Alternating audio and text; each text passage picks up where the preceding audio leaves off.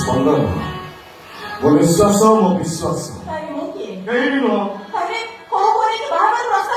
ବାହାର ପ୍ରସ୍ତାବ ଭାଙ୍ଗିବା ପାଇଁ ତୁମ ଟିକେ କାରଣ ମୁଁ ଯେ ଖବର ପାଉଛି ତାରି ସ୍ମୃତିରେ ମୁଁ ସାରା ଜୀବନ ବଞ୍ଚିବାକୁ ଚାହୁଁଛି।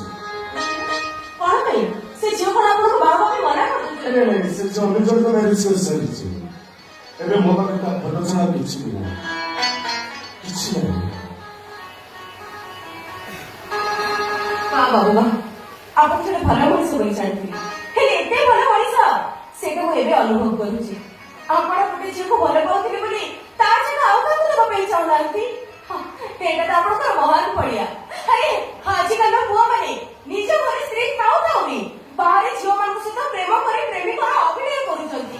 ହେଲେ ଆପଣ ଅନ୍ୟ ପୁଅମାନଙ୍କ ଭଳି ଆଜି ପର୍ଯ୍ୟନ୍ତ ମୁଁ କାହିଁ ତାକୁ ଭୁଲି ପାରୁନି। କେବଳ ସେଇ ଝିଅଟାକୁ ପାଇବା ପାଇଁ ମୁଁ ଜୀବନର ସବୁ ପରୀକ୍ଷାରେ ପାସ୍ କରିସାରିଛି। ଆରମ୍ଭ କରି ଚାକିରି ପର୍ଯ୍ୟନ୍ତ ମୁଁ ତାକୁ ପାଦ ପାଦ ଅନୁଭବ କରୁଛି। ମୁଁ ଯେତେବେଳେ ସମାଜରେ ଗୋଟେ ସ୍ୱତନ୍ତ୍ର ସ୍ଥାନ ଅଧିକାର କଲି ସେତେବେଳେ ଜାଣିବାକୁ ପାରି ସେ ଅନ୍ୟ ଜଣଙ୍କୁ ମ୍ୟାନେଜ କରିସାରିଛି।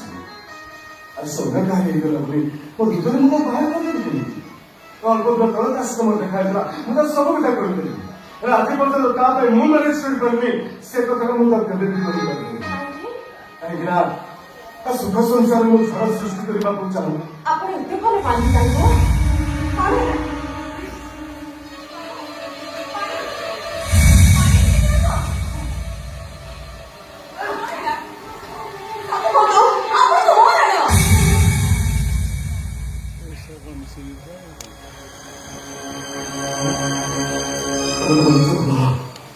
ନିଜର ପରେ ରାମ କରି ଖୋଜୁ କାହିଁକି? ମୁଁ ଯେତେଦିନ ଆପଣଙ୍କ ଘରେ ରହିଥିଲି ଆପଣ ସିନା ମତେ ନିଜର ବୋଲି ଭାବିନଥିଲେ, ହେଲେ ମୁଁ ସମସ୍ତଙ୍କୁ ନିଜର ବୋଲି ଭାବି ନେଇଥିଲି। ଆଉ ସେଇଥିପାଇଁ ମୋ ମୋର ପ୍ରାଣ ବାହାରି ପଡିଲା। ଯୋଉ ବିଶ୍ୱାସ କରି ତମ ରାଣ ପକେଇଛ ସେ ବିଶ୍ୱାସ ମୁଁ ତମର କେବେ ବି ତୁଟି କରିଦେବି। ଯୋଉ ଅଧିକାର ତମ ରାଣ ପକେଇଛ ସେ ଅଧିକାର ତମକୁ ମୋ ମୁଣ୍ଡ ଛୁଇବାକୁ ପଡିବ। ନହେଲେ ମୁଁ ତମକୁ କେବେ ସତ କହିବି। ମୁଁ କିନ୍ତୁ ସତଟା ଶୁଣିବା ପାଇଁ ଚାହେଁ। ତମେ ଯଦି ସତ ଶୁଣିବା ପାଇଁ ଚାହୁଁଛ ତାହେଲେ ତମକୁ ମୋ ମୁଣ୍ଡ ଛୁଇବା ପାଇଁ ପଡିବ। ମୋ ମୁଣ୍ଡ ଛୁଇଁବ ଏ କଥା ତମେ କେବେ କାହାକୁ କହିବନି।